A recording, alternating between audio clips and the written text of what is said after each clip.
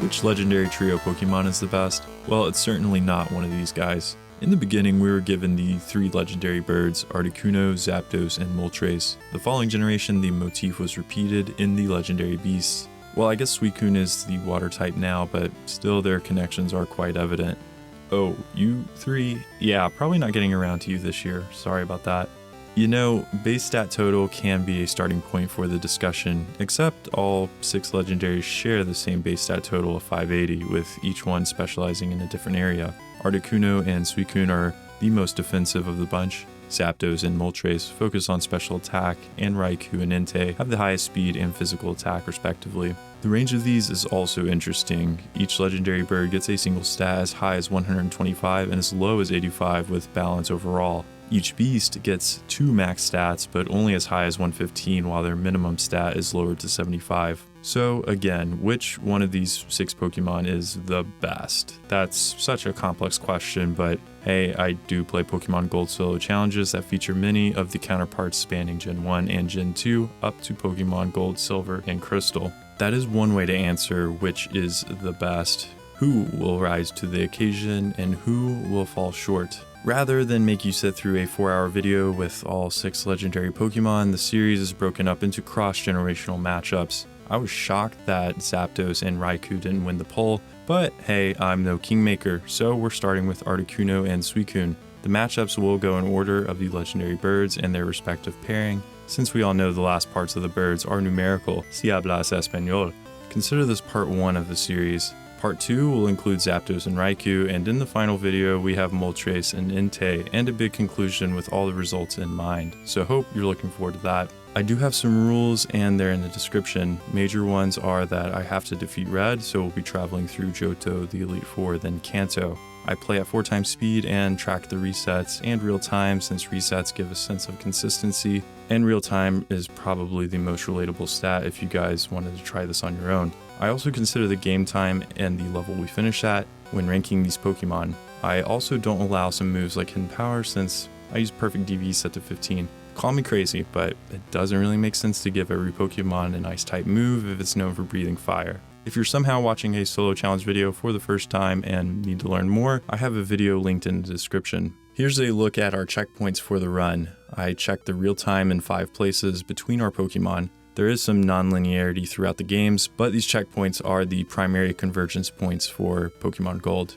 We'll be referring back to this as we switch back and forth between our combatants' runs. With the trio overview given and the rules out of the way, we need to take a look at Articuno and Suicune specifically. We have an interesting matchup on paper. Articuno features the ice and flying type, while Suicune is the water type. Additionally, Suicune gets its own game, Pokemon Crystal, but Articuno is pretty popular too. Articuno's ice and flying creates a 4 times weakness to rock, which will be deadly. Luckily, we should be able to take them out quickly with our speed and icy attacks. We're also weak to electric, fire, and steel, resist only bug and grass, and are immune to ground. Articuno's stats are pretty good. It has a 90 HP, 85 attack, 100 defense, 95 special attack, 125 special defense, and 85 speed for 580 base stat total. It's defensive overall, yet can certainly hit hard when it wants to. But what does this little birdie get for moves? We start with Gust and Powder Snow, which is excellent coverage. We do have to wait until level 49 for Ice Beam, but Ice Beam is unbelievably good. But that's it. Blizzard could be interesting, but with only 70% accuracy and no way to boost it, I'm going to favor the consistency here.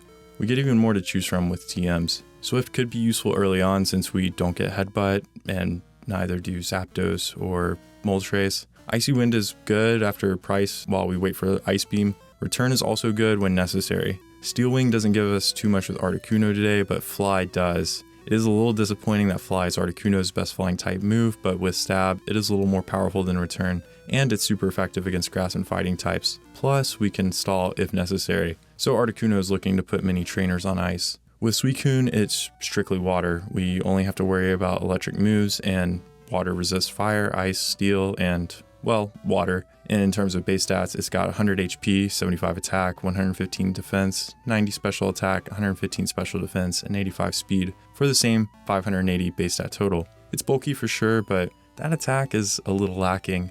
Still, it's a legendary Pokemon, can I really complain?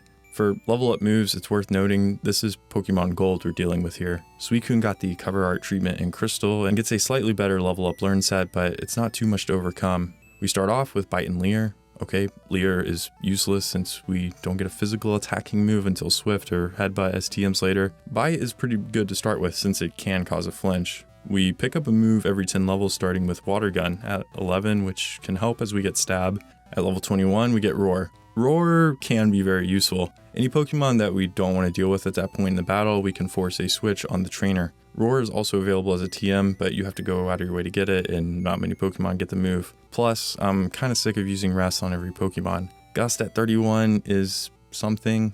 Flying moves are useful enough with all the rockets we have to deal with. Bubble Beam is useless at level 41, with Surf already at that point. Mist and Mirror Coat don't really get us much, and Hydro Pump at 71 is a bit more consistent than Blizzard with 80% accuracy, but our Pokemon today are in the slow experience group, which means we may not even be at level 71 by the end of all this. For TMs, we get good moves like Blizzard, Icy Wind, Rain Dance, which powers up our water moves. Surf is really good, and Dig probably won't come into play with this legendary beast since we have poor attack. It's worth noting that there's a move tutor in Crystal that can teach Suicune Ice Beam, which we won't get today. Bummer. Overall, it's another good move pool, but I think Articuno has this. The only thing that can really hurt Articuno are rock types, which there are plenty in Pokemon Gold, but Ice is usually a good response for anything that gets in the way. Suicune won't be bad. I don't even know if anything can knock it out. I just think it's going to have trouble relying on special attacks because its special attack is nothing too crazy. Be sure to comment your prediction below. Articuno, you're up first.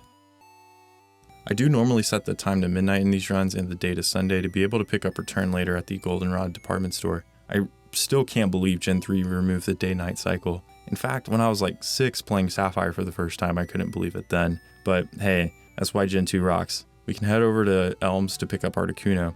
I did set the rival starter to be Cyndaquil, given that Ice is weak to fire. Of course, Suicune is going to be facing off against Chikorita. If picking the rivals starter today was enough of a mess, just wait until we get to Zapdos and Raikou. Now we're faced with a most difficult choice, the nickname. I'll be quite literal today, but I'm hoping Articuno does well enough or we'll be cracking a cold one at the end of this. We'll head north of Cherry Grove City to complete Elm's errand. This is going to lead us into battle with Batty. I feel like Cold One is going to put him on ice. With Gust and Powder Snow to start, I offer Gust. We get a nice crit and then a Leer and finish off the Batty just like that. That is reassuring. We can head back to the police and fill them in on the Batty and head out to get our first 2 badges. As we head to Violet City, let me just say thank you everyone here. An open mind and taking a chance to watch channels without any name recognition is the essence of what makes YouTube work. Frankly, this channel hasn't been propped up by the bigger channels from the get-go, which definitely sucks, not gonna lie, but it just means I have to work a little bit harder on my end. I feel like the theme of this channel in more ways than one is to have fun and root for the underdog. Despite the long odds, I feel like many breakthroughs this year have yet to come, so stay tuned. Now that we're arriving in Violet City, we can take on Faulkner or Sprout Tower. I do mandate Sprout Tower to get flash so we don't fumble around in the dark like a madman. We do have ice moves for Faulkner, but we have flying and ice moves for the Bellsprout, so we'll take care of that really quickly. As you can see by the final battle with Sagely, we're just rolling through and finishing up at level 10. That should be enough to take on Faulkner in his gym.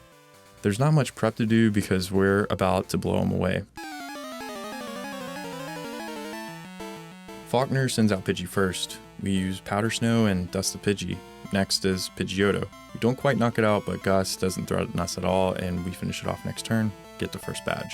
So that was a pretty easy tutorial section. Things like that aren't going to get any more difficult at Azalea Town with Bugsy either. On the way, we snag our HM homeboy Wooper since he'll help us with Surf later on. Thanks, homeboy. I did get a little worried in Union Cave. There are some rock types and they can do some damage. We run into Hiker Daniel who has an Onix. We used Powder Snow and that did devastate poor little Onix. I am a little worried though about how this is going to go with Zapdos, but I guess that's for next time. While in Union Cave, I'll also grab the TM for Swift. This move can help pad out our attacks since we don't get Headbutt or Dig or any attacks for a while. After we clear out the Rockets and Slowpoke well, we can take on Bugsy. Bug types are neutral to Ice, which I kind of always forget about, but flying type moves are super effective. We are absolutely chilling. To ensure a dub, I'll give Cold One a Poison Cure Berry to hold. Bugsy, he'll freeze over. First up is Metapod. We gust it and it goes down. We level up to 16 and since Metapod had more defense than Kakuna, we take him down as well. Scyther is last. It outspeeds with a devastating Fury Cutter, but we hang on and Gust does half. Fury Cutter misses next turn and we survive, finishing off Scyther and leveling up. That's badge 2 in the books. There's just one battle left with Batty. The Batty 2 battle is normally pretty tough with a Ghastly that can paralyze us or put us to sleep. Plus he's going to have a cool lava with Ember, so this will be Cold One's biggest challenge yet. First out for Batty is Ghastly. Gust is the best move here given its low defense. We hit and that knockout was clutch. Now we have Cool Lava, which I doubt will KO in one turn. Gust does a third and Ember hits for 17 thanks to our superb special defense. We take Cool Lava down to orange and it does 2, but it also burns us. That's not good. Gust is still our best bet, but we don't finish it off. We take a little burn damage and get brought down to 5. We can finish off Cool Lava next turn. Yeah, Batty is still in this. Zubat is last. We do switch to Powder Snow and it finishes off the Batty. The first checkpoint is complete and we can head into Ilex Forest toward Goldenrod City. Cold One clocks in at 14 minutes and 12 seconds. It's not too shabby, but the early part of the game was a cakewalk. We've got Whitney next, which could really put me on thin ice with Rollout. We don't have Dig or Headbutt, but we do have Mud Slap, I guess. I'm not really sure how we're going to make it through. Instead of worrying about that now, though, we can turn our attention to Suicune to see how it manages the first checkpoint compared to Articuno. So we'll grab our Suicune now. Keep in mind, I set the rival starter to be Chikorita for Suicune. And keeping with the literal theme, Suicune kind of looks like a dog, and it's water type. Plus, its offensive stats are kind of mid, so dog water it is. Let's see if that's the case with the first rival battle. Dog Water starts off with Bite and Leer, of which Bite is a respectable move. It looks like it's only going to be doing a force to Chikorita, but we do get a flinch. Tackle afterwards only does 2 thanks to our defense, and we finish off the battle with a flinch and a final bite. It's going to take a bit longer to knock things out without a same type attack bonus and our stats, but we'll make do. As a result of our small PP reserves and that everything in Sprout Tower is super effective, I'll head to Faulkner first. We do have a tougher path ahead this way, as you'll see with the Spearow trainer. Take note that Spearow is level 9 and we're only at level 6, so we get outsped and take a good chunk from Peck. Bite does well enough, but we won't be getting any flinches this battle. Dog Water is holding the berry it starts off with, so as we get whittled down, we are able to heal back up, and luckily it doesn't look like we are getting any crits from Peck. At the end of the day, it only takes 4 turns to finish the battle. We level up to 7, and with 15 HP at the end, before we leveled up, we didn't necessarily need the berry, but any crits would have been dangerous. The next battle is actually less concerning, interestingly enough. This time there are 2 level 7 Pidgeys that we have to deal with. They only have tackle, and we outspeed now. We don't end up getting any flinches and end at pretty dire health, so we will heal up real quick at the center. Since we're out here, we might as well take on Sprout Tower now. That might seem weird, but by the time we're at the top, we're handling the Bellsprout just fine. Time to battle Sage Lee. Bellsprout is up first for the monk. We are still level 10, still the same moves, and Bite the Bellsprout. That does over half, and it uses growth. Pretty consistent for Sprout Tower, and it gets grinded down. We get another Bellsprout, it's the same sequence and bad strategy. Man, what is this guy thinking? Well, at least there's something different with Hoot Hoot. Bite doesn't do much thanks to Hootie's special defense. Hoot Hoot somehow finds out what Dog Water identifies as, even though it's a legendary, and we take Hootie to orange. We actually take damage for the first time and crush the Hoot Hoot, leveling up to 11 and picking up Water Gun. Dog Water should be more than ready for Faulkner now. I'll use the escape rope I picked up and head that way. Faulkner shouldn't be too bad. Mud Slap doubtfully will make an appearance today since we're the water type. Can't say the same for Entei or Raikou, but that's for next time. Faulkner time. First for Faulkner is Pidgey. Just going to use Bite until we run out. That's a lot of damage. Guess Pidgey got a crit too, but you could have missed that. With Pidgeotto next, I switch to Water Gun. Nothing too exciting as we trade blows back and forth for 3 turns. Dog Water secures the first badge. As we head to Azalea Town, we pick up our HM higher for Dog Water. That's a my man situation right there. While clearing out Rockets and Slowpoke well, I teach Swift so that we have a physical option if needed. It's not critical by any means, but that and the Poison Cure Berry I let Dog Water hold before the battle with Bugsy are the only things to note here. Should be a hair tougher since we aren't super effective, but with our defense, I'm antsy to take on Bugsy. Our first opponent is Metapod. Going to use Water Gun here, and that does well enough. Metapod uses String Shot, and that fails, so we get it taken care of next. Following that is Kakuna. Water Gun does about the same, and of course, it goes for a player being held back by Doc Rivers. After that, we level up to 17 and face off against Scyther. I switch to Bite in case it doesn't outspeed. It does, but with quick attack, so we'll try that again. Looks like maybe it could be a speed tie at worst as we move first this time, and Fury Cutter lands for just 3. Continue outpacing the Scyther and take a nice crit, but too little, too late. Yep, there it is, that's the speed tie, but Scyther is down and Bugsy's been whacked. Next is Batty 2. I'll continue to let Dogwater hold the Poison Cure Berry. Normally his battle is quite the nuisance, but since we have Bite, the Ghastly has no chance to touch us or paralyze us. And Bayleaf, I mean, I tried to do it justice in my Venusaur versus Meganium video, but Batty still has to learn the ropes. Granted, Razor Leaf can be dangerous, especially if it crits, so this could be our toughest battle yet, but that's really not saying much. Let's see if we can make it to the next checkpoint unscathed. Batty sends out Ghastly first. We'll use Bite and poof, it's banished. Bailey follows and we go for Bite. That does only a 5th and it tries Poison Powder and fails. We Bite again and get a nice crit. Bailey uses Growl, which doesn't matter, and we take it to red. Batty finally comes to his senses, but it's fruitless as Bayleaf is stewed. We level up to 18 and I mean, it's Zubat. Could confuse us. I switched to Water Gun, that does half. It misses with Supersonic. And so that battle is over and the first checkpoint is complete.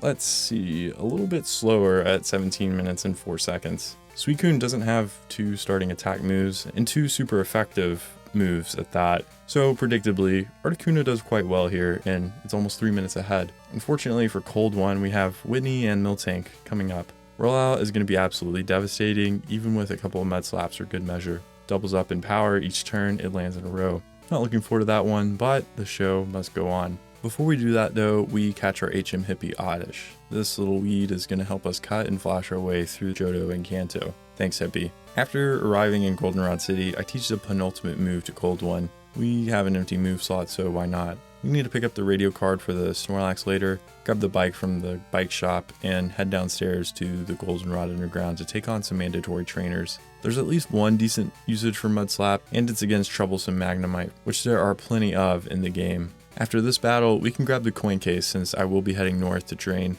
There's no doubt we'll need a few levels to try and herd in the Miltank, so I grab some coins and buy an Abra with Teleport. As we head north, we can grab Kenya the Spearow, who will learn Fly and begin training. We eventually end up by Schoolboy Allen, and I think enough is enough. It's nigh time to face Whitney. I do a little healing and give Cold One a berry. We'll have a Clefairy and Miltank to get through. Clefairy is always a wild card, but of course Miltank can make us cower. Let's do it.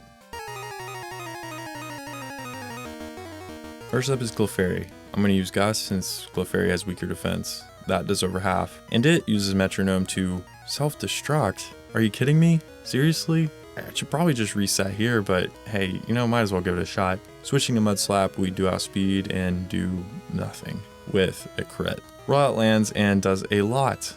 I'll do one more Mudslap for good measure and Rollout misses, so okay. Now, look, we're not going to win this battle with Mudslap, so I switched over to Powder Snow. My heart is cold. No way. Should I reset? I should probably reset. You know what? We have the moves we have for a reason, and Powder Snow, I guess, it has a chance for a freeze to come in. And hey, that self-destruct was just absolutely ridiculous, so I'll call it square. Whitney is milked, and we're moving on. Up ahead, we need to get the Squirt Bottle to take on the Sudowoodo. This one can be tough, but it has wild Pokemon AI, so it's not going to favor super effective moves like Rock Throw.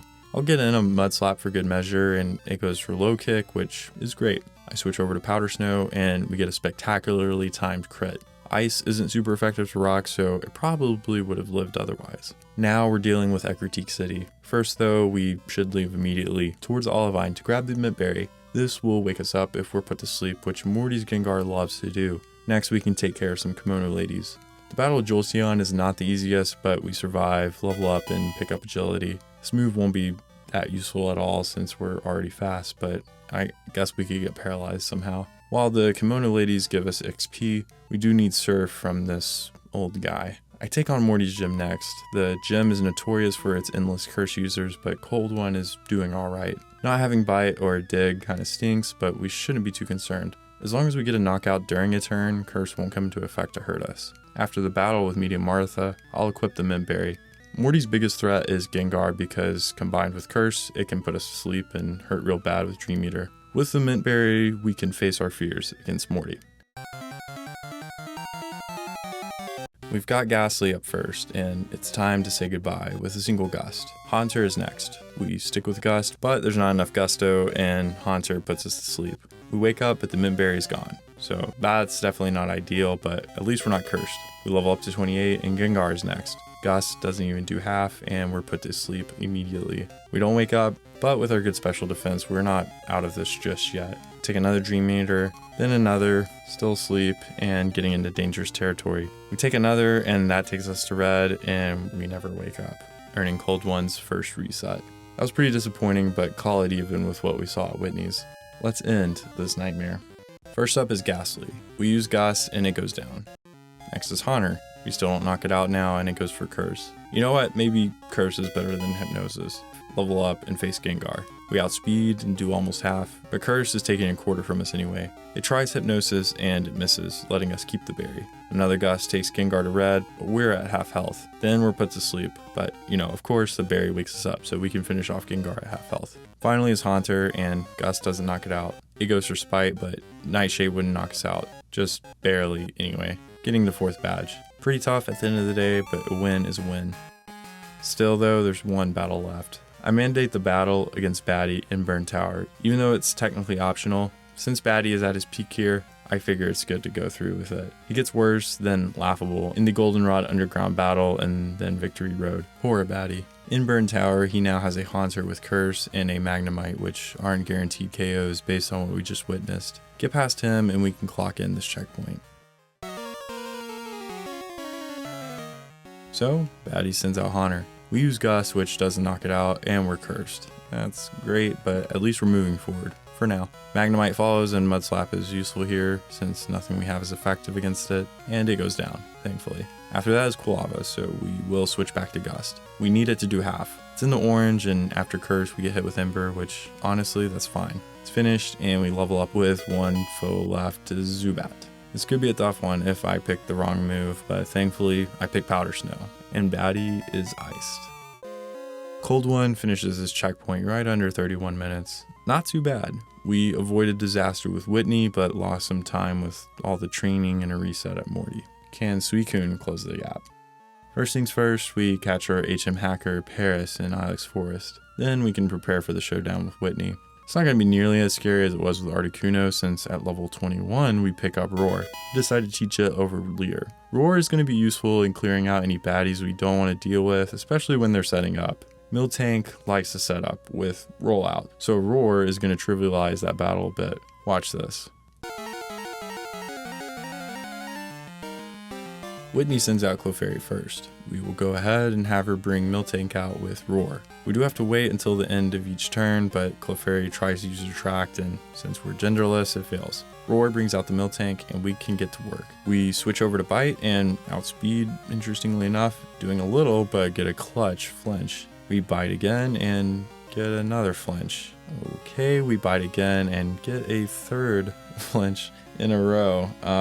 Okay, I didn't plan for any of this, but say Miltank got a few rollouts off, we could use Roar and break it up, yada yada, but of course, I'm gonna take this result as well. We still have Clefairy to finish off, but Clefairy just uses Double Slap after that self-destruct we saw earlier. We finish it off with Bite in 3 turns. That's it for Whitney. Now we can go ahead and face Morty. With Bite, we should be more than fine. It's time to ghost Morty. First is Ghastly. Bite will more than take care of it. Haunter is next. And if we get the knockout, we should be good. It is enough. So now we can face Gengar. I don't think we'll get the KO, and we don't, but hey, it uses Mean Luck. So we finish it off next turn. We level up to 28, and there's one Haunter left. It is higher level, but Bite is apparently enough to take it out, and that's Morty. So I do have to acknowledge that even though I have Surf in my inventory, I for some reason haven't taught it yet. You might think Bite is actually the better move here, and I guess if you value the chance to flinch, then sure. But with same type attack bonus or stab of 50%, Surf, which is 95 base power, is actually more like 145 base power, which is greater than Bite's 120 super effective base power. Apparently though, I still hadn't learned my lesson as we approach Burn Tower. Yeah, go ahead. Feel free to criticize any of my strategies in the comments. My mantra is, the wisdom of the crowd is greater than any individual. And you all really have made me strive to get better at this game, so keep the comments coming. Seriously. Hopefully though, Batty doesn't wise up to my antics. Batty sends out Haunter first. We clamp down with Bite, and that takes it out. Next is Magnemite, which is where Surf could be useful. I instead have to resort to Water Gun, and it's just not enough. We get hit with Supersonic, but continue with Water Gun. Dog Water does work through the confusion and finishes off Magnemite. Next is Bayleaf. We got lucky last time, I switch over to Bite, and we are confused, but push past and get a flinch. We're confused again, still make it through, and Bayleaf uses Growl. Dude, baddie, what are you doing? We snap out of confusion and finish Bayleaf next turn, leaving Zubat left to be Baddie's savior. We Bite again, and it does hang on, getting us confused once again. Yet Dog Water has that dog in him and finishes off Baddie and the checkpoint. We didn't pay the price despite my best efforts.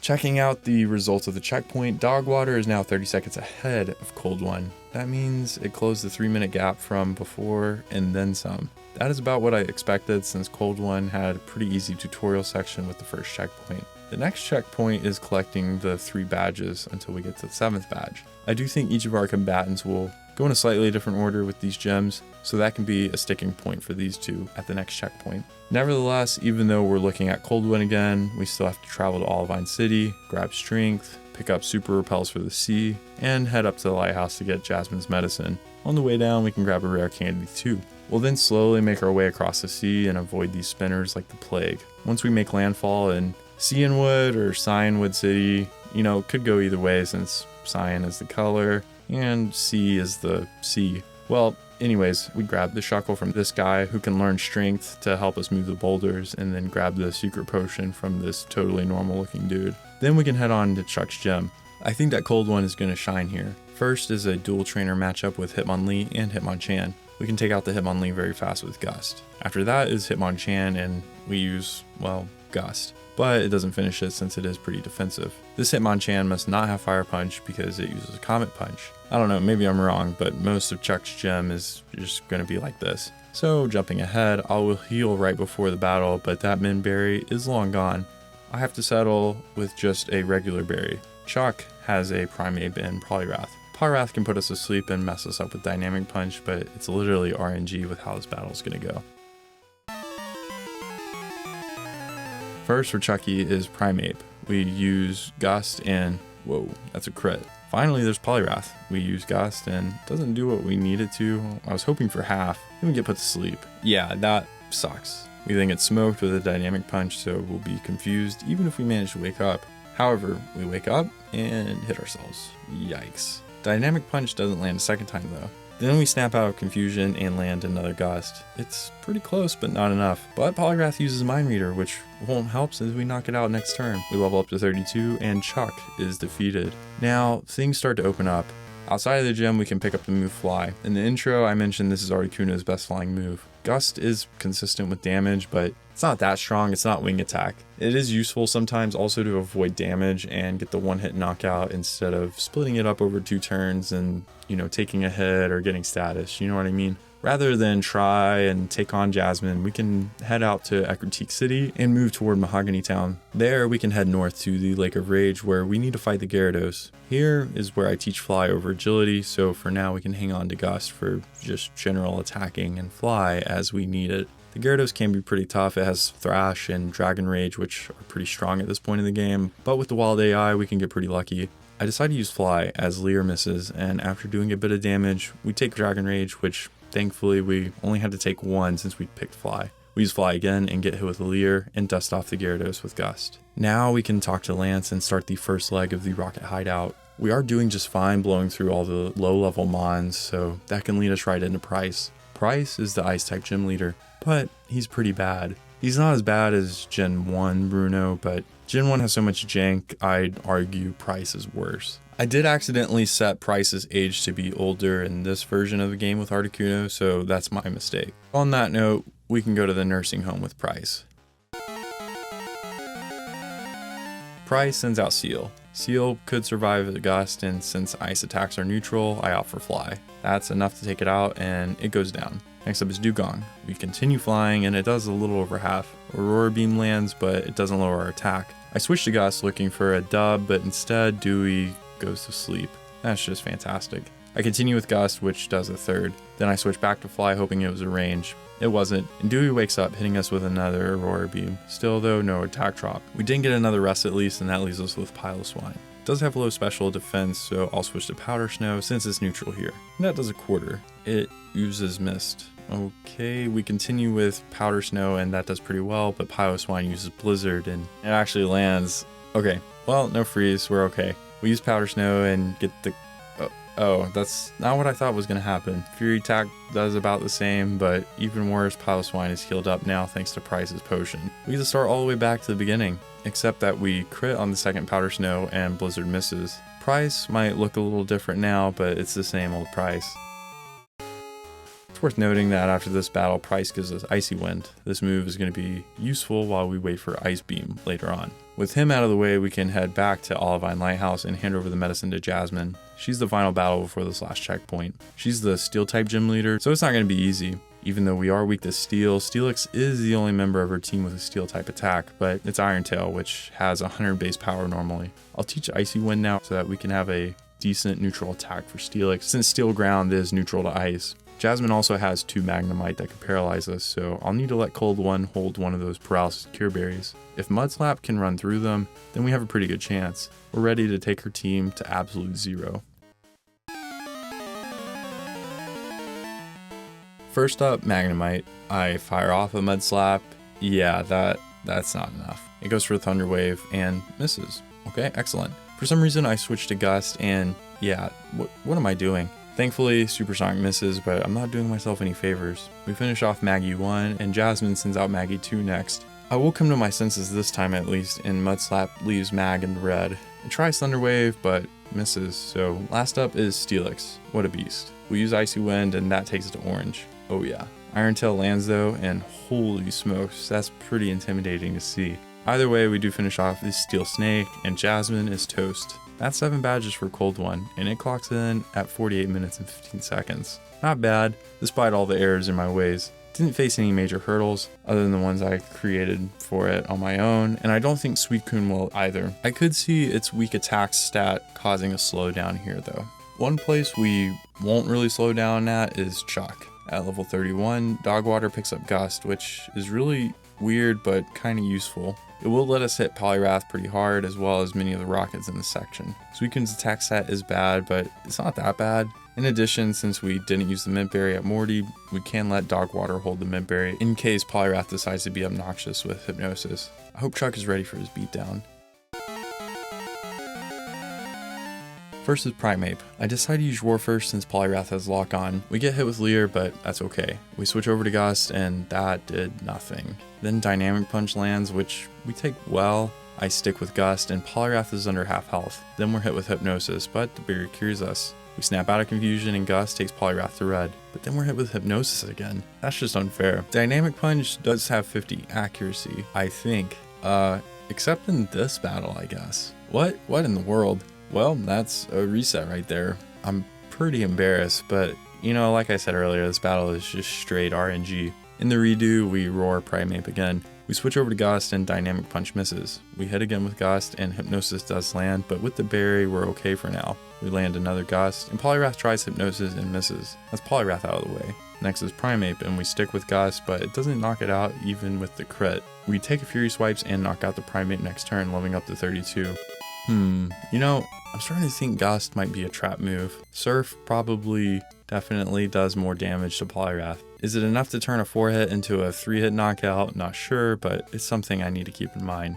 Nevertheless, we can save a little time by taking on Jasmine next. We'll head back up to the lighthouse, then meet her back in her gym. With Surf at least, I'm feeling extremely confident that we can take her down quickly. To ensure victory, you can actually fly back to Cherry Grove City to pick up the Mystic Water out here by the beach. Since I flew here, might as well fly to Violet City and grab this rare candy, as well as our Waterfall and Whirlpool HM Archer. All this together might cost us a couple of minutes at this particular checkpoint, but it shouldn't impact the final results when Articuno has to do some similar things. With that out of the way, let's wash Jasmine away.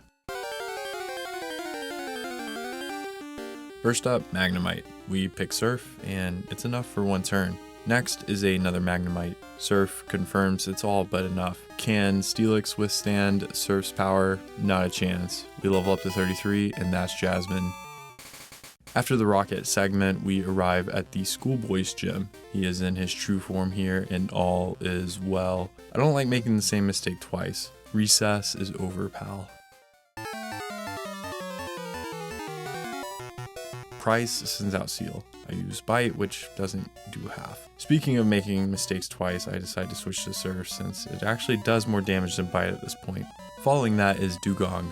I accidentally pick Roar and we get flinched anyway. I still don't pick the right move because my flinch just really confused me, so my apologies. Piloswine comes out next and we switch back to Surf and take care of it. So last now is Dugong. I start off with Bite since I'm hoping to get a flinch. Doesn't really work in our favor since we don't get any flinches. Then Dugong rests, so I switch back to Surf. Doesn't look like it's doing anymore, but we get to finish it off one turn early actually. Not ideal move selection by me, but a win is a win. Dog Water clocks in at 50 minutes and 15 seconds, so I definitely didn't play that the best way. We did get bad luck at Chuck, and my move selection wasn't ideal. But Icy Wind will be useful as Suicune learns that as well. Why is that so useful? Well, looking ahead, we have the Elite Four checkpoint. Along the way, we have another Rocket segment to finish off in Goldenrod City and the Radio Tower, as well as the last gym. Claire with her Dragonair and Kingdra can be handled more easily with an ice move in our arsenal. Then the champion battle, which has Lance, and that features some Dragonite and all flying types. Not bad, not bad. Let's stick with Suicune and see how it fares with these battles ahead. Before we head to Goldenrod City, I do need to grab a move for later. In the Slowpoke Well, if you head it around here where you defeat the first Rocket encounter to move the boulders, you can surf through here to get downstairs. This move here is Rain Dance. It will power up our water attacks by 50%. Not sure yet when it'll come into play, but it could come in handy. After arriving in Goldenrod City, I'll head south to pick up a rare candy from surfing. It's in the top of this tree, pretty well hidden if you ask me. I don't actually pick up every rare candy in the game. There are 11 total, but I only get 9 of them. There's one in the Whirl Islands and one in Tin Tower, where the legendaries live. Those places kind of give me bad vibes, so I tend to stay away. Ironically, it is actually easy to forget a rare candy or two, but I try my best. Anyways, at the top of Goldenrod Department Store, since it is Sunday, we can finally get Return. It's not super useful for Dog Water since our attack is pretty lacking, but it's going to replace Gust. Return, when you have Max Friendship, which we do at this point, can do 102 base damage, so it's a pretty good move overall. I head downstairs to pick up some supplements for Suicune. Since I'm giving up on the attack stat at this point, I'm going all in on the calcium, which will raise our special and a few HP ups for good measure. Now at this point, everyone probably knows that the Radio Tower Rocket segment is pretty bad. Every Rocket has laughably underleveled Pokemon, so this never really gets covered in depth. The only battle that can really threaten us with a reset today is Batty Underground, but I mean, even today's battle is not much of a challenge. We're at level 40 and his team is stuck in the low 30s. Surf from Dog Water is more than enough. Even Meganium, poor Meganium. I think this is like the first battle of the 3 it actually uses Razor Leaf on us, but it doesn't do much at all. Everything else on his team is a one hit with the right moves in the right places, so we wrap things up in Goldenrod after a few more minutes. We can start heading back towards Mahogany Town and the Ice Path to get to Blackthorn City in just a second. The last thing to mention is Marie can give us a pink bow when we head downstairs. This will power up normal type moves, but the Mystic Water we got earlier or the Never Melt Ice that we're getting now in the Ice Path are arguably more useful, but you gotta stay flexible with these challenges. I will let Dog Water hold it heading into the 8th gym. There's another useful item in the Ice Path, and that's the PP up. There's no doubt in my mind that Surf is our best move until Hydro Pump, so we need to flex out our PP for as long as possible since there are a finite number of ethers and elixirs in the game, and we want to avoid healing where we can. Inside Claire's gym, we can put Dog Water to the test. This trainer here has 3 Dratini with paralysis. Always fun if you don't sweep each one. Will we feel the heat? First up is Dratini. We test out Return and it does do well, so this battle is pretty much over. I am a bit concerned that Icy Wind later on may not be enough since it's really only extremely useful for the 4x weakness, which nothing here in this gym will have. Nevertheless, I will teach it over Bite since it is still our best option for Claire. Bite doesn't really have an advantage over something like Surf anymore, so Icy Wind just brings more to the table. Following that, I'll switch out the Pink Bow for the Never Melt Ice, which gives us a little oomph with our ice moves. It is only 5% instead of 10% in later generations, but gotta give ourselves the best chance to win. Of course, Claire loves Thunder Wave and her 3 Dragonair all have it, so perhaps if we reset a Paralysis Cure Berry or Rest would secure victory, but at a major time cost instead of limit our flexibility. Let's find out. Claire sends out the first Dragonair. We will use Icy Wind, and my goodness, it's just hanging by a thread. Here comes the Thunder Wave, and we're paralyzed. Still, we have some bulk and finish off the first Dragonair, so by no means is it over yet. Next is the second Dragonair. This one has Thunderbolt, but we take it okay, and Icy Wind does get the knockout this time. That Never Melt Ice is probably helping us across the finish line there.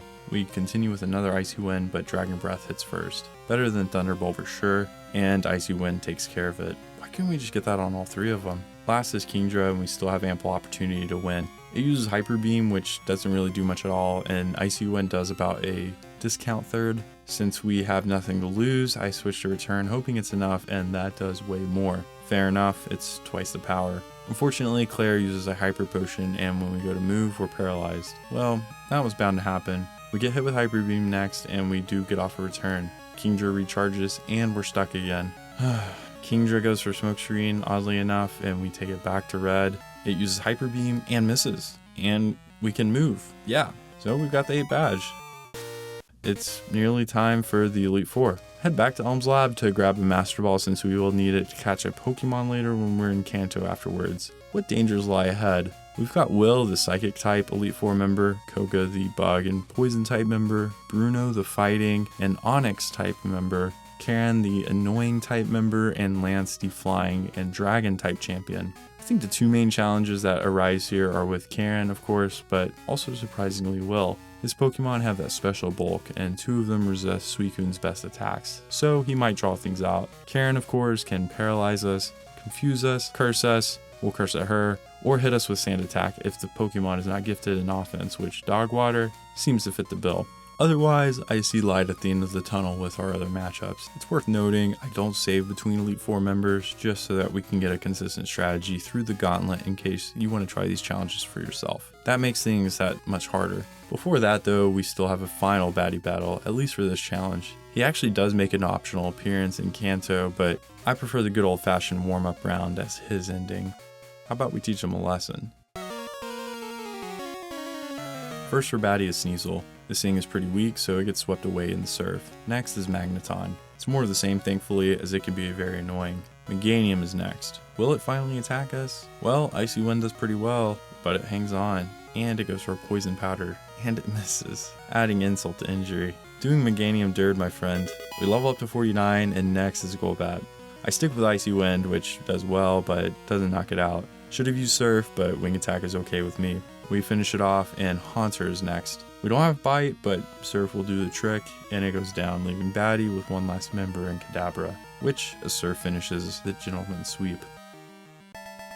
We're pretty much ready for the Elite Four. Dogwater is holding the pink bow since I plan to use Return for finishing attacks.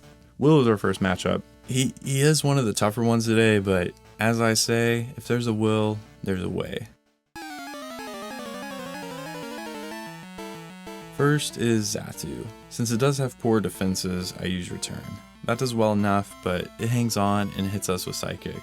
It's a crit and does about a third to us. I switch over to Surf to finish it off. Will sends out Executor next, so I switch over to Icy Wind and it misses. Yeah, it does have 95% accuracy, I guess. So we take a Psychic pretty hard and end up in the orange. Things aren't looking hot. We do hit Executor next turn with Icy Wind, but it ends up in the red. Another Psychic takes us even lower. We do land another Icy Wind next turn and move on. What follows is Jinx. Its defense is extremely bad, so we switch over to Return and thankfully take it down. Slowbro is next. It's defensive, but we're just going to stick with Return since it's going to use Amnesia pretty early on. We use Return again, and it ends up in the red. Slowbro uses Psychic and takes us to red as well. We do finish it off and level up to 50, which leaves Will with one last Xatu. This one is a bit more powerful, and Return only takes it to orange. It hits us with Psychic, and we hang on.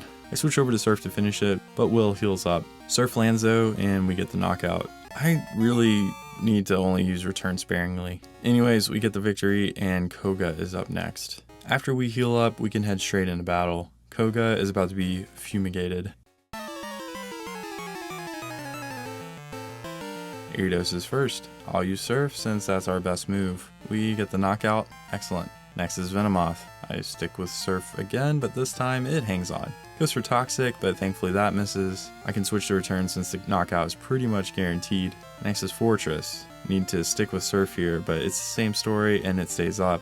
but it will always usually go for spikes, so that's no problem. It does usually protect next turn, but it's just delaying the inevitable, and eventually we break through and move on. Muck is next. Similar to what we just saw, Surf won't knock it out, but it almost always goes for Acid Armor or Minimize. Acid Armor is preferred here since defense doesn't matter, and it goes down next turn. Finally is Crobat. We use Surf since it's not resisted and thus the better move with Stab. It does hang on and also tries Toxic and misses. We go to finish, but Koga does a full restore. Since we outspeed, after Surf we can finish it off with an Icy Wind. Koga is cooked and Bruno is next. Since we had some close calls in the last two battles, I decided to swap in the Mystic Water. More to gain with a larger base special attack in the move anyway. So with that, we're ready for the bout with Bruno.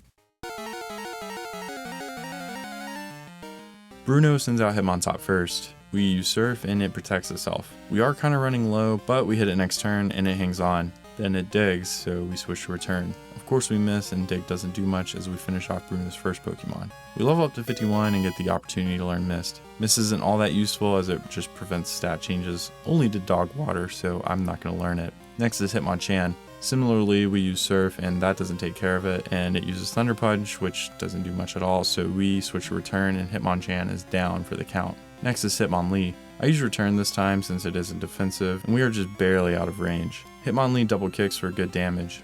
Accidentally hit Roar, and we get hit by another double kick on Hitmonlee's way out. Now we get Onix, but a Surf can take care of that. Hitmonlee comes back out and we finish it off, leaving Bruno with Machamp. Surf does over half, taking it to orange. Unfortunately, we take a cross drop, but we luck out. We stick with Surf and Bruno doesn't heal, so we get the victory, but it certainly wasn't as easy as I thought it was going to be. To make matters worse, Karen is next. I will use an elixir to restore PP and of course heal up. Nothing else we can really do except hope for some luck our way. I am dreading this. Umbreon is out. Our best attack is Surf, but special defense is Umbreon's best stat. We don't even get to half. Umbreon goes for Sand Attack, but it fails. Then fortunes change. Surf was in range. Umbreon is down, and Vileplume is next. I switch to Icy Wind, and it doesn't miss. Vileplume ends up in the orange, but it gets revenge with a devastating Stun Spore. Oh no. Vileplume outspeeds next turn, heals up with Moonlight, and since it's dark outside in the game, it gets half health back. We are able to move and take it to red with a speed drop. With that speed drop, we actually move first and take it out. Next is Gengar. This is going to be interesting. We switch to Surf and Lick Lance first, which doesn't do much. Surf is doing well, but it's just not enough. Then we get hit with Destiny Bond next turn, which means we're done. Except we're paralyzed. So you might think it's over. We can just roar it out of the way and cancel out Destiny Bond. Guess we lucked out with that turn of paralysis. So Houndoom comes out and we can switch back to Surf. We do take a crunch and we're paralyzed again. We stick with Surf, take another crunch, but Surf launches and dooms Houndoom. We level up to 52 and Gengar comes back out. It could debond us, but instead we get bailed out with a Lick and Surf does land. Murkrow, last and least, is out. It's pretty bad, so we can just switch over to Icy Wind. We do take a Fan Attack and of course we're paralyzed at the perfect time. Luckily, we don't have to worry too much about Murkrow, and Icy Wind lands to finish off Karen. The champion is next. I'll use a full restore for our HP and paralysis, and we can take him on. We got this. I think we got this. Out first is Gyarados. It has massive special defense, so I'll use Return first. Takes Gyarados to half health, and Flail does a little bit to us. We use another Return and don't get the knockout somehow. It uses Hyper Beam and leaves us at 75% health. Next up is one of Lance's 3 Dragonite. We can switch over to Icy Wind. It doesn't miss, and it's enough for this one at least. He sends out the second Dragonite, and Icy Wind lands again, and it's looking pretty consistent. That's excellent. We level up to 53 and face his third and strongest Dragonite. Icy Wind doesn't miss either. However, it does hang on since it is higher level. It uses a devastating Safeguard. Well, devastating for Lance, that is. He tries to heal up, but Icy Wind lands, and we finish it off next turn with Return. Lance sends out Aerodactyl next, and we switch back to Surf. That's another knockout. And finally is Charizard, but with Surf comes sweet victory. Dog Water is a champion. Suicune is in the Hall of Fame and defeats the champion in about an hour and 24 minutes. It's sort of hit cruise control, and I expect the rest of the way to go about like that for it as well. However, Articuno is about to put the pedal to the metal. Arriving at Claire at level 44, Cold One has Icy Wind, but it has higher special attack and stab. As a result, the battle isn't very suspenseful at all, as all the Dragonair are quickly swept through with Icy Wind. The Kingdra also can't do very much to us since our special defense is really high and Hyper Beam is going to slow it down. We are slowed down ourselves by a Hyper Potion from Claire, but after enough moves, we finish things up nicely. That is the 8th badge for Cold One. There is one big thing to point out before we head to Elite 4. I need to head south of Blackthorn City and jump down a few ledges.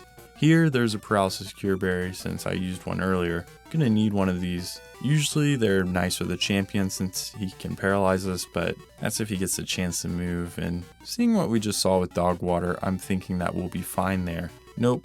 Instead, the Paralysis Cure Berry is necessary for the Victory Road baddie battle. Look, we still have Mud Slap. I am anxious to get rid of this move as fast as possible, and I think we will in a few minutes, but his Magneton is the last hurdle we need to jump before we can finally be rid of that move. So, I'll let Cold One hold that berry, and we can get into that battle. Baddie uses Sneasel first. Of course, it's paper thin on defense, so I'll set up a fly. After we come down from the heavens, Sneasel is sent to... anyways, Magneton follows up. We do have to use Mud Slap, and that does at least half. Does use Thunder Wave, but of course, the berry makes that a moot point, so we are moving on. Next is Typhlosion, and I'll set up Fly. Don't want to get burned if possible, and Fly after that deals pretty good damage. We do take a Flame Wheel, but don't get burned. I switch over to Gust to finish things off. Next is Haunter, and I stick with Gust, but Gust isn't that strong, so it hangs on. Luckily, we just get a mean look, so we can banish it to the Shadow Realm next turn. After that is Kadabra, but it's weaker than Haunter, so Gust does the trick now. We level up. Finally, we have Golbat, and Baddie is down. Next up, the Elite Four. It's going to be a lot easier for Articuno, I think. We're knocking on the door of level 49, which nets us Ice Beam. We have higher special attack and stab, plus Ice is just a better matchup overall for most of the Elite Four. If not Ice, we have Fly as backup. It will go well, especially with our first matchup. Let's will our way to victory. We've got Xatu first. I let Cold One rip an Icy Wind, and it misses. We get hit with Confuse Ray. Next turn, we fight through the confusion, and Icy Wind lands and devastates the first Xatu. Next up is Jinx. Since we're still confused, I'll use Fly since I really don't want to be put to sleep. We then take Flight, and Lovely Kiss misses. We then snap out of confusion and kill Jinx in one turn. Next is Slowbro. Icy Wind is not really powerful, so Fly is our best bet. It uses Amnesia and we do about a third while it hits us with a Psychic. We fly again, and after a turn of waiting, take it down to red. It uses Curse, but we can finish it off next turn with Gust, no problem. Next is Will's more powerful Xatu, and we take that out with a single Icy Wind. Finally, there's Executor. I wonder if Icy Wind will be enough. It is, and we level up to 49. It's time, folks. We have Ice Beam in our possession, so it's goodbye Mud Slap. Good riddance. Now we're on to Koga. I just head straight in, as our health is high enough to finish him off. Koga sends out Ariados first. Keep in mind, Bug is neutral ice, so we'll just use Gust since Ariados can use Double Team. Unfortunately, that isn't enough, and we get a Double Team. We do stick with Gust, and hey, it doesn't miss. After that is Fortress. It is Bug and Steel. I debate using Fly, which is neutral, but its defense is so high, and that will give it time to set up or explode. So Ice Beam it is. Though not very effective, it does do half. Then Fortress uses Spikes, so we can finish it off. Next up is Muck. I use Icy Wind to gauge how well it does. It does more than a third, and it uses Acid Armor, which is fine, because I can switch over to Ice Beam and move on. After Muck, we have Venomoth. It doesn't have a double team, but it does have Toxic, so I'm going to use Fly. Try Supersonic, which misses of course, and Fly does more than enough damage. Finally, there's Crobat. I could use Ice Beam, but I'm pretty sure Icy Wind will be plenty. Yeah, we're good. Koga is cooked. I will do a quick heal for the next battle, but it's Bruno time. Cold One faces Hitmontop first. I'll use Gust since Hitmontop has Protect and Dig. We do get hit with Quick Attack for a little bit of damage, and Gust does a lot, but Hitmontop lives to see another day. We do take another Quick Attack as we take it down next turn. Hitmonchan follows up, and since it's going to be a 2-hit with Gust anyway, we use Fly. Once that lands, it's all over for him. We level up to 50 and take on Bruno's Ace next. I switched over to Icy Wind, but we must have gotten a lucky range this time or something. Okay, now it's Machamp, and this one actually could be pretty bad. He has Rock Slide, so I use Fly. It tries Rock Slide and misses, and we land with Fly. But it just hangs on. It uses Rock Slide and it lands. We take a ton of damage, but we're still in the ring. And switch over to Gust. Although Bruno uses a max potion, we won't be any danger since we get the damage we need. Hitmonlee is last for Bruno. I could use Gust and it would probably be fine, but I don't need to expose myself to any risk or any additional damage, so I use Fly just to be safe and we get the knockout. Bruno tried his best, but we outmuscle him this time. One final test before the champion, and that's with Karen. I will heal up and give Cold One an elixir. She should be a little easier than it was for Dog Water, except that luck was on our side for that battle, so we could get Sand attacked since it still affects flying types, believe it or not. But with that, we've got a match with Karen. We certainly have our work cut out for us to get past Umbreon. I feel like Fly is a good choice here since Sand attack is almost always its first turn. We land with Fly and only do about a third, and it does switch to Confuse Ray now, which Confuse Ray can only hurt us temporarily. I switch to Ice Beam now and we are confused. Oh, that's bad luck. Then we get some dirt in our eye. Next turn we hit ourselves again and take a Feint attack. This is not going well. We do snap out of confusion finally, but then our attack misses. We take another Feint attack. Finally though, Ice Beam does connect, and it does really well taking out the Umbreon. Okay, so maybe this can all be salvaged. Oh, yeah, Houndoom. Okay, well, here goes nothing. Oh, alright, it does land, but Houndoom doesn't go down. We take a deadly flamethrower. Yeah, yikes. At least we get the knockout next turn. Oh, yeah, forgot about that. Gust isn't nearly enough, so we will have to Fly next turn. We set up, Houndoom misses, and Fly lands. Yes, that's just what we needed. Still, we are deep in the trenches here. Gengar's up next. I will stick with Fly and see if we can get the sweep. After Gengar moves, it does land, but Gengar hangs on. It does use Spite though instead of Destiny Bond, so we just need Gust to land next turn. Thankfully, we get the hit and level up to 51. Murkrow is next. I switch to Icy Wind since it is pretty frail, but it misses. It does have lower accuracy, so Ice Beam would have been the safer play here. Nevertheless, after a weak Feint attack and sticking with Icy Wind, it does secure us a knockout. Finally, there's Vileplume. If it had come out earlier, it could have paralyzed us, and we should be able to handle it, except Ice Beam misses. Oh no, here comes a Petal Dance. Oh, okay. Ice Beam lands next turn, and that battle was a little close for comfort. Lucky for us, we have Lance next, which is pretty funny to say, but, you know, I guess Charizard is the threat, but Ice Beam will be plenty for his crew. I heal up, and the PP looks good. We're ready to take that crown.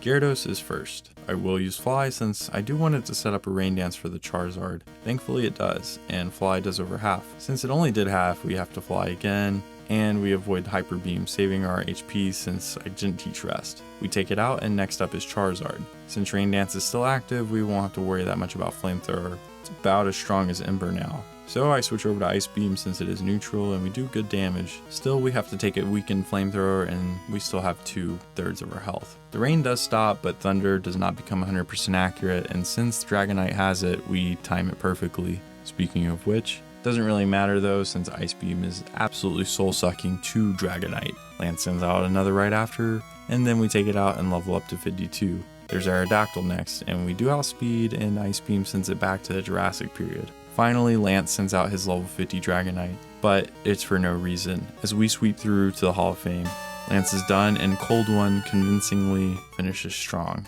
Articuno finishes the Elite Four at about an hour and 23 minutes. Compared to Suicune, well, it's only ahead by 21 seconds, a virtual tie. Suicune did have some extra errands to run in the last checkpoint, so these two are trading blows with each other back and forth. Luckily, there is still one checkpoint remaining at the end of the game to give us a definitive answer, maybe. We'll work quickly to get the 8 badges left for these two and see how each one does at red. We'll be sticking with Articuno.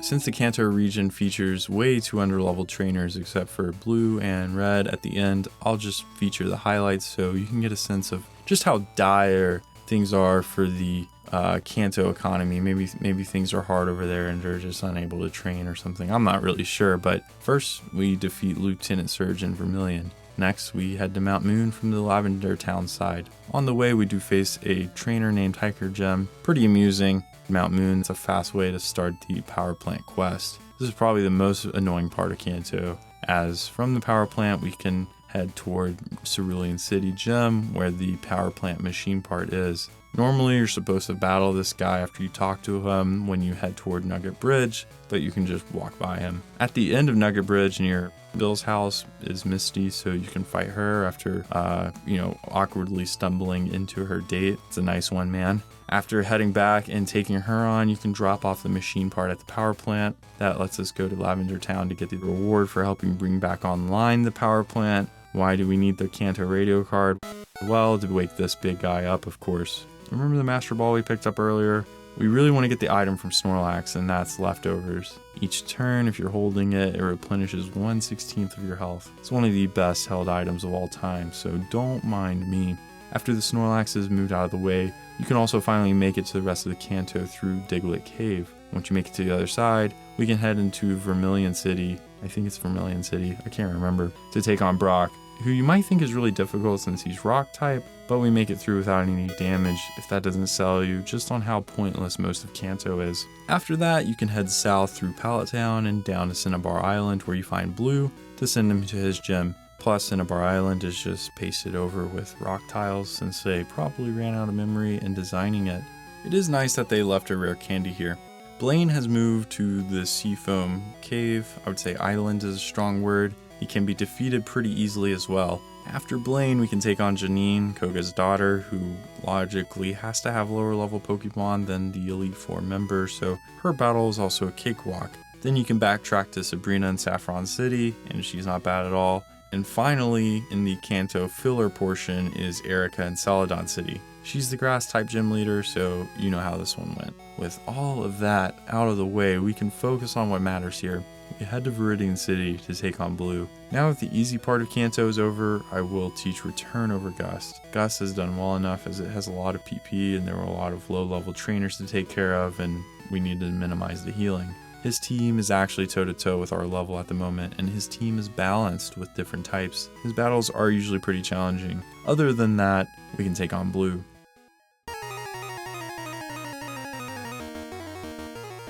First for Blue's Pidgeot. We use Ice Beam here, and it does well enough to take it out. Next is Arcanine. This one is going to hurt. I should switch to Return, but I foolishly just use Ice Beam. It does alright, despite the circumstances, but Flamethrower is pretty painful. With leftovers, we can pad ourselves out a little bit, so I switch over to Return next turn and take Arcanine to Orange, and we take another Flamethrower, leaving us at Orange health with the leftovers. Luckily, Blue doesn't decide to heal here, and that nightmare is over. Next, we have Alakazam.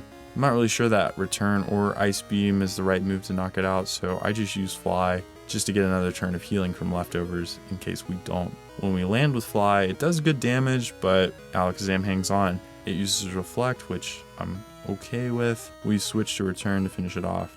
Next is Rhydon. It could be worrisome sometimes, but we can just use a simple Ice Beam and it's out of the way. It's not going to even get a chance to use Rock Slide. Gyarados is next. It is beefy with special defense, but with Reflect Up, we have no choice but to continue with Ice Beam. That does half, and it uses Rain Dance. So, again, fine with me. Unfortunately, now Blue decides to heal up, so we get to start over again.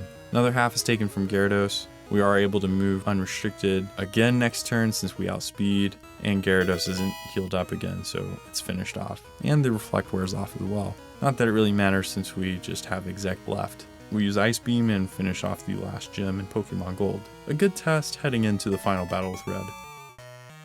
Red could be tough. He has a Pikachu, the fully evolved Kanto starters, an Espeon, and a Snorlax. Charizard can be pretty brutal, and Snorlax loves to paralyze with Body Slam. Articuno could hit a wall if Snorlax really has its way. Arriving at Mount Silver now, we just have a few last minute things to do. I save and do one final sanity check with Cold One. Yeah, this looks okay. I'll get rid of Icy Wind now for Rest. Rest should be able to help us in case we run into trouble with Paralysis. After that, we'll just spend our rare candies. At level 61, we do get the chance to learn Reflect, but it's not going to be useful now. We'll continue with the rest of the candies until we're left in a good position. Time to face Red. he could choose first. It's not too worrisome except if it uses Charm. As a result, I'm going to have to use Ice Beam. I don't want to risk anything since it's level 81. And it is enough. Red sends out one of the big ones in Charizard. Ice Beam is just what Cold One is going to have to stick with. It does right around half, but it's hard to say as Flamethrower comes in and devastates our health. We also get burned, so we might need to rest later if we survive this. We stick with Ice Beam. It does just enough, and I mean just when it comes to taking out Charizard. Next is Espeon, and I have to deliberate. It's probably going to use Reflect pretty soon, but our special defense is just so beefy, so I think rest is our best option here. We heal up, and Espeon does use Reflect, so we get a turn without any damage. While we rest, we do take some pretty massive Psychics from Espeon though. We end up at half health when it's all said and done. When we wake up, we open things up with Ice Beam. It does about like it did with Charizard. We take another Psychic, but hang on. Now we can switch to Fly. Why? Well, we get an extra turn of leftovers, and Reflect wears off here. We get the knockout, but with a crit. However, I don't think it mattered. Now we have Snorlax, but it's not behind the Reflect, so we can go to work pretty quickly. I use one Ice Beam and hope for a freeze, but that's just a dream. Snorlax uses Amnesia, so we have to switch to a physical strategy. I could use Return, but I'm not sure how we'll take a Body Slam, and opt for Fly instead. That eventually lands and takes Snorlax to half health. Body Slam does okay against us, but we should be safe to take another if needed. We use Fly again just in case, and after a miss from B-Slam, we land with Fly. No crit though, and Snorlax rests. Okay, it's not ideal, but it could work potentially. I will need to stick with Fly since Snorlax has Snore, and we need to avoid as much damage as possible. Oh baby. Fly crits next turn. We do take a Snore, but we have enough HP to switch to Return now, and at the perfect time. Snorlax is at orange health. Critically, it goes for a Body Slam since it smells blood in the water, but it's not enough. Beautiful. We just need a range from Return. Yes, indeed. Snorlax is down and Venusaur follows. I really want a sunny day here from Venusaur, so I choose Fly. Wisely though, it does go for Solar Beam. We do over half and take minimal damage because of our resistance to grass and finish off Venusaur next turn. We are low on health, but I think we can chip away a little bit here. Blastoise shouldn't be too painful thanks to our bulk, and it's probably going to go for Rain Dance. After some thought, I use Return for a quarter damage, and it uses Surf. And oh my, I certainly rolled the dice there, but hey, we hang on. I switch over to Rest, and Blastoise continues with Surf. Blastoise does switch to Rain Dance now, and the clock is ticking. We have one turn left of Rest, and Blastoise's Surf makes us sustain heavy damage. We wake up and take Blastoise to Orange. Blastoise hits us and takes us to Orange as well. We go for Fly to finish it off and get a little health back. Surf misses and Fly hits, but it isn't enough and we take another Surf pretty hard. But Cold One is resilient and is left with 7 HP. We finish off Blastoise with Return and the battle is over. Cold One has beaten Pokemon Gold. Articuno finishes up right under an hour and 50 minutes. Not bad for your first attempt. It does match up pretty well to most everything, but it did not have an easy path to victory at the end there. Nevertheless, I have no doubt Suicune is right behind. And Dogwater, believe it or not, actually arrives at Blue at almost the same exact time, with about the same path through Kanto. Talk about tight, but there's still a beatdown waiting for Blue.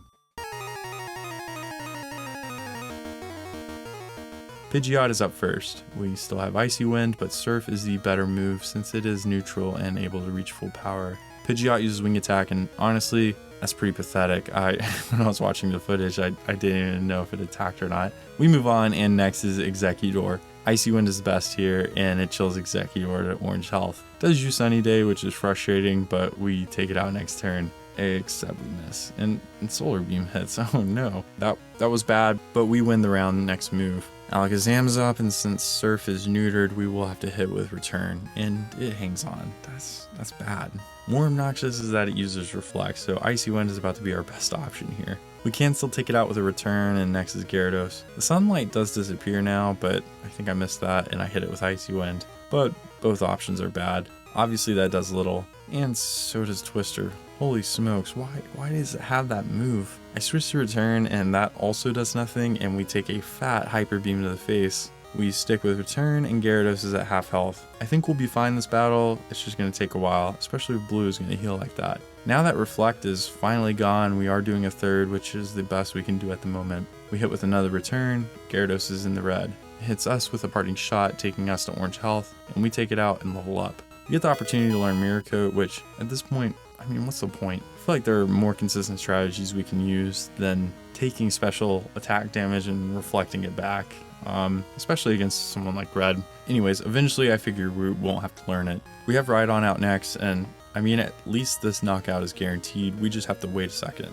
Arcanine is next, and I'm not too sure if this one will be a one-turn go. It does hit us with extreme speed, but Surf lands. Okay, guess that's enough, and blue is done. And the race is on. Unfortunately, I will have to train for just a few moments. We only have 9 rare candies like I mentioned earlier, and we get Hydro Pump at level 71. So since we're halfway to the level needed for those rare candies to get us there to level 71, I train for a little bit, and it takes about 45 seconds, so keep that in mind. Now that we're at red, just gonna do some things. First, we need to teach Rain Dance. With Roar in our arsenal, I figure we can control the tempo of the battle with our high defenses. Rain Dance will boost water type moves to double damage, so even Suicune is going to be looking scary. So bye bye Icy Wind. After that, we can start using the rare candies up until level 71. That gives us the chance to learn Hydro Pump. It's 120 base power with 80% accuracy, better than Blizzard. I'll teach that over Return since we don't need Return anymore.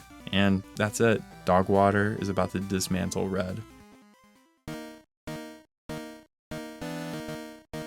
First is Pikachu. We just use Surf. I think that should be enough here since it is quite fragile. It is indeed. Next is Venusaur. Please comply with me here. I go with Rain Dance and it uses Sunny Day. I should have just attacked. I use Rain Dance again and it uses Solar Beam, but it has to wait a turn. I switch over to Hydro Pump and hopefully that lands. Come on. Yeah, there we go. We take the Solar Beam well so we can continue working on Venusaur. Another Hydro Pump hits, taking it to red, and it sucks a little power from us, but we can finish it off next turn. Okay, that's one major threat out of the way. Next is Espeon, and we can hit it with Hydro Pump, and that takes care of it. Excellent. I am expecting Snorlax next, but we can use some Roar here. It goes for Amnesia, but we get the Charizard after we use Roar.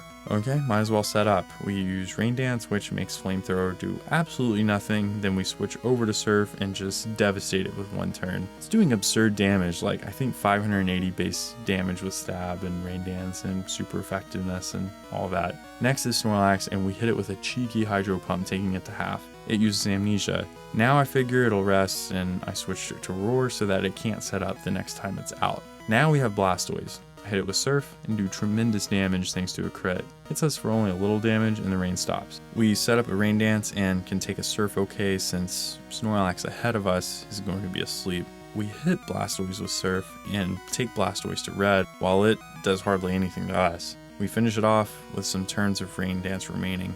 Snorlax time. I probably should have been a little more conservative with my Hydro Pumps, but hey, I'm Gen Z, what else did you expect? It isn't gonna matter. We rip through the Sleeping Giant's HP thanks to a well-placed crit. Oh yeah. Snorlax can't do anything. It doesn't even use Snore, because Red has clearly given up.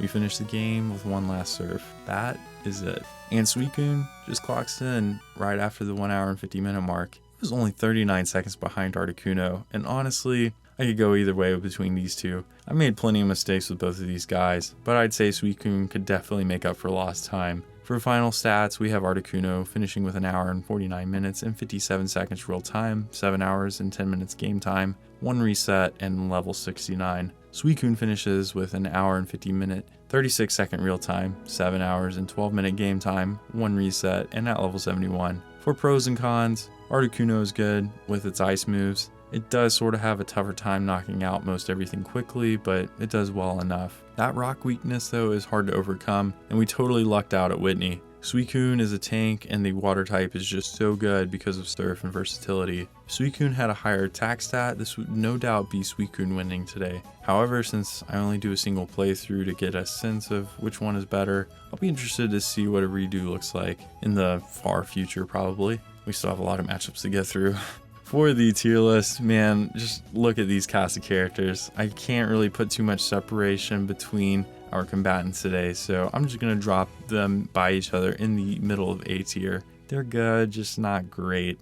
But I did play through Articuno before Suicune, so I'll have to give Articuno the edge today. I imagine if I try these in the future, where I shuffle around the moves a little bit, like which ones they learn and when they learn them, could be a little more efficient and could honestly see either one winning. Quick shout out to the channel members. We're up to 4 now. Holy Toledo, you guys are amazing. By the way, You can check me out on Twitter or join the Discord if you want to talk about anything in depth or just catch up outside of YouTube. Next time we have Zapdos and Raikou. Thank goodness, because I got tired of saying Suicune over and over again. I have a lot of things to say about Zapdos and Raikou, and the results are probably going to shock you. Then we'll round out the trilogy with Moltres and Entei. While you wait, check out some of these other challenges. Let me know what you think, and see you next time.